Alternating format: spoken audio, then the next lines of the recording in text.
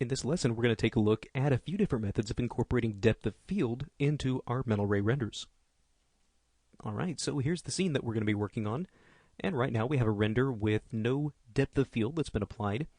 Now, depth of field, just sort of like the photons that we had talked about earlier, it's one of those things that is kind of borrowed from nature.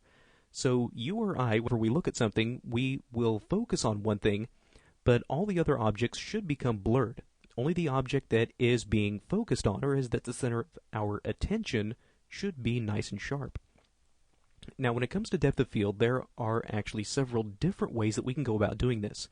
And the method that we choose is actually going to be dependent on whether or not we are going to be viewing, or rather rendering, our scene out of a perspective view or out of a camera view.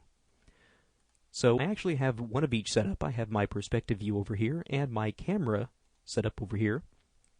And as we'll see, there are actually unique ways that we have to go about depending on whether or not we're going to render out of one or the other. So let's start with our render setup. We'll start with the perspective view because this is actually the one that is a little bit trickier to use and actually my least preferred method when it comes to doing depth of field. So this can be found over underneath the Renderer tab. So let's go to Renderer and scroll down toward the bottom, and we're going to be looking for depth of field. And you'll notice that it actually says depth of field, and it says perspective views only, which means the attributes and the settings that we're going to be applying here do not apply to cameras or any of our orthographic views. Perspective views only. So let's enable this. And we actually have two methods to use, the f-stop or the in-focus limit. And the method that you use is really up to you. With this, the in-focus limit, we really just kind of define a near plane and a far plane. So the area closest that we want to be in focus and the furthest area away that we want to be in focus, and everything outside of that is blurred. I actually kind of like to use the f-stop because it seems to give you a little bit more flexibility as far as kind of finding the spot that you need. So really with this, we only have the focus plane, so really the area that we want to be in focus. And then the f-stop controls how blurry everything outside of that area is. So it gives us a little bit more freedom to work. Now, when it comes to using this depth of field, it really is important to try to disable any of these settings that you don't necessarily need, because we're going to find out that depth of field is one of these options that really can start to increase your render time. So when I'm in this kind of early process of testing out the depth of field and kind of getting my values set straight, I usually like to go in and turn off Final Gather or Global Illumination or anything else that can really slow down my render. And then just for testing sake, we can start to now play with some of these values with a little bit more freedom. So I'm actually going to pause this while this renders out. Alright, so here's my result. And again, this is only dark because I have turned off my Final Gather just to kind of keep things moving along a little quicker. So we're going to have to come back, and it looks like we need to drop this focus plane and maybe pull this back a little bit. Let's try maybe a value of about 40. Let's see what that does for us. Alright, you can see that's a little bit better. Now we're bringing some of the focus up toward this front teapot, although it's still not quite there. So let's see if we can bring this back a little bit more. And really basically what we're doing is telling the renderer is that any objects that are about 35 units away from the camera, that is the area that's going to be in focus. Alright, and that looks like that is just about right. So we also have the f-stop, which, like I said, is going to control how blurry everything else outside this focused area is. I'll just go ahead and leave this at 1.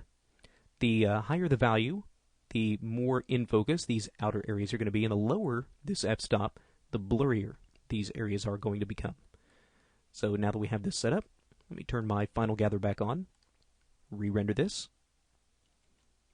and there we go. Now we have our depth of field that's been rendered out in this scene. So we have now one element that is really the focus of this whole entire render, and this really starts to feel a little bit more natural and overall much more realistic.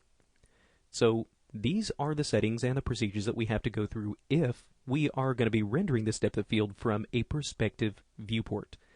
Now, if we're going to be using a camera, funny enough, the render settings for the depth of field are actually not found here in these render setups.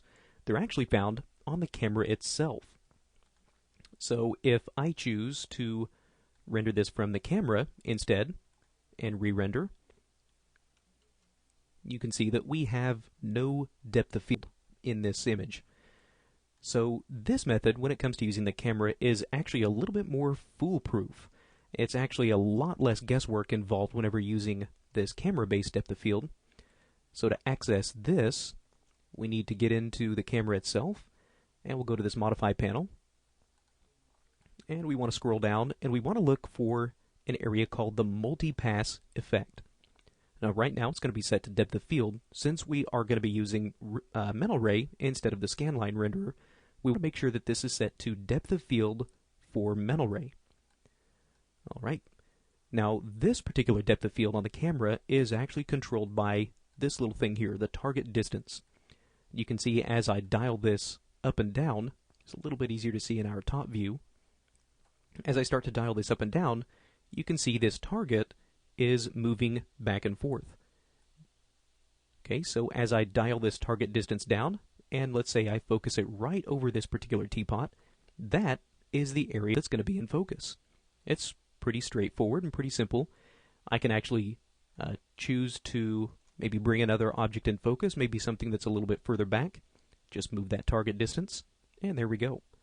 And the nice thing is that this is actually something that could be animated as well. So if you needed to do sort of a rack focus type of thing, that is very easily done. And you can see not a lot of guesswork involved, unlike when we were going through the perspective view. So now, let's again make sure and set this to enable. That's one thing I did forget to do. So let's come back and now render this from the camera view. Alright, and here's our depth of field rendered from the camera. You can see pretty much first try, we got it pretty close. And again, like I said, if we ever wanted to maybe just push our focus a little bit further back, and maybe bring one of these other elements into focus, just dial that back, re-render, and now we have our focus that's back here. So very little guesswork that's involved in that. Now, the drawback to doing depth of field in this way is really kind of twofold, as you've probably seen already. Number one, it introduces a lot of extra render time into our renders, so we can easily wind up doubling the amount of time that our renders take by introducing this depth of field. Second is it's fairly noisy as an end result, so we're going to have to come in and really start to bump up our samples in order to smooth this out, which is going to make our render times go up even higher. So what we'll do in the next lesson is take a look at how we can actually render out a depth of field pass and then have full control over our depth of field in our compositing application. So we'll take a look at how we can set that up and utilize that in the next lesson.